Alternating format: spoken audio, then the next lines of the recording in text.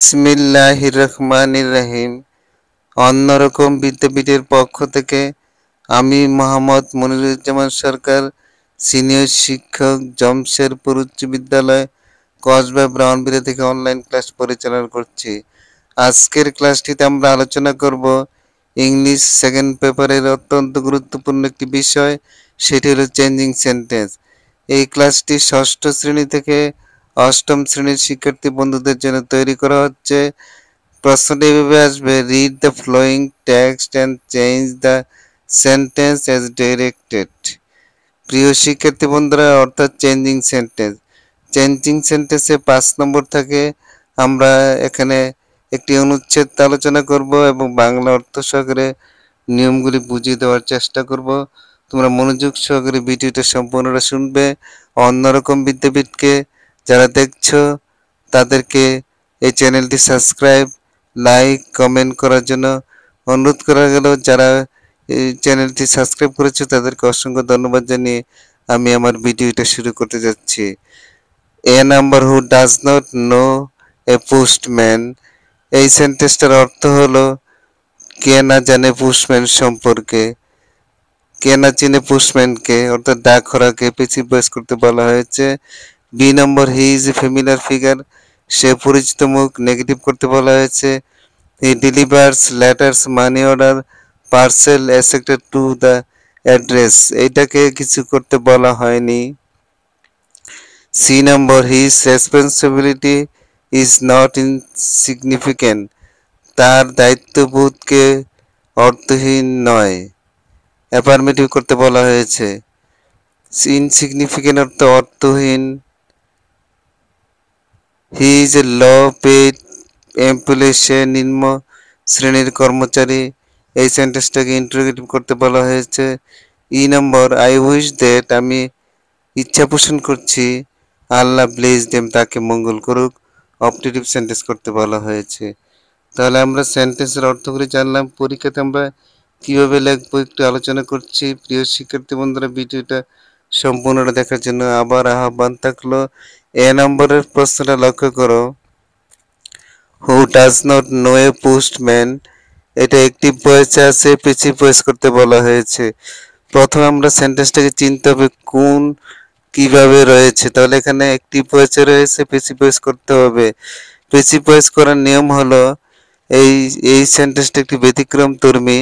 Who does not know a postman, তাহলে হু দ্বারা যদি শুরু হয় তাহলে পেসিভ ভয়েসটা শুরু করতে হবে, পেসিভ ভয়েসটা শুরু করতে হবে টু হুম দ্বারা।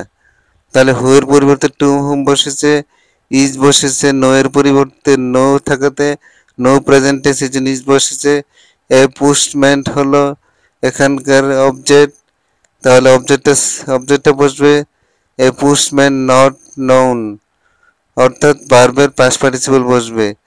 তাহলে he does not know know a postman, তাহলে to whom is a postman not known.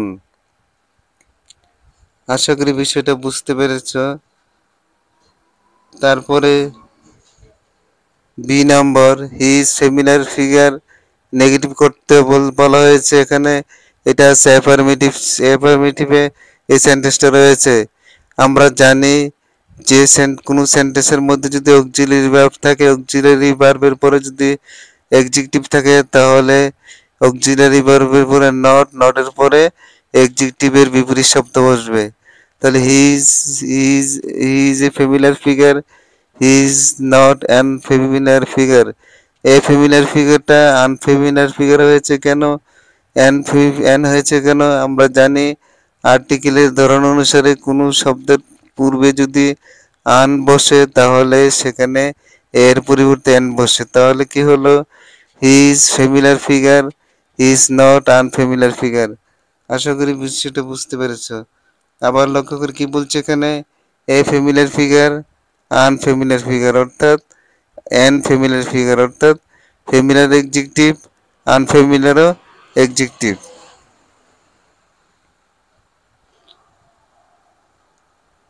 তারপরে সি নম্বর এটা লক্ষ্য করো, his responsibility is not insignificant. Affirmative করতে বলা হয়েছে। এখানে পূর্বের নিয়মটার মতোই হিজ রেসপন্সিবিলিটি ইজ সিগনিফিক্যান্ট। তাহলে এখানে এখানে his responsibility is not insignificant. Insignificant এক্সিকিউটিভটা কি হয়েছে, বিপরীত শব্দ হয়েছে সিগনিফিক্যান্ট। সিগনিফিক্যান্ট অর্থ হলো অর্থপূর্ণ, ইনসিগনিফিক্যান্ট অর্থ হলো তাৎপর্যহীন। তাহলে আমরা বুঝলাম his responsibility is not insignificant এর পরিবর্তে হিজ রেসপন্সিবিলিটি ইজ সিগনিফিক্যান্ট, অর্থাৎ ইনসিগনিফিক্যান্ট এবং সিগনিফিক্যান্ট এই অংশটি পরিবর্তন হয়েছে। নট ইনসিগনিফিক্যান্ট এর পরিবর্তে সিগনিফিক্যান্ট। আশা করি বিষয়টা বুঝতে পেরেছ। D number, he is a low paid employee. Interrogative sentence করতে বলা হয়েছে। ইন্টারোগেটিভ সেন্টেন্স করতে হলে এখানে আমরা কি করব, সাবজেক্ট ভার্বটাই পরিবর্তন করব। আমরা জানি যদি ইন্টারোগেটিভ সেন্টেন্স করতে হয় তাহলে ভার্ব প্রথমে বসে, তাহলে ইজটা হলো অক্সিলারি ভার্ব, তারপরে নট, ইজ নট, তারপরে সাবজেক্ট, তারপরে যা আছে তা। অর্থাৎ he is a low paid employee, এটা অ্যাফার্মেটিভ আছে। অ্যাফার্মেটিভ থাকলে নেগেটিভ করতে হয়, তাহলে ইজ নট, ইজ হি নয়, is not he low paid employee. আশা করি বিষয়টা বুঝতে পেরেছ। তারপরের অংশটা হলো E I wish that Allah bless them.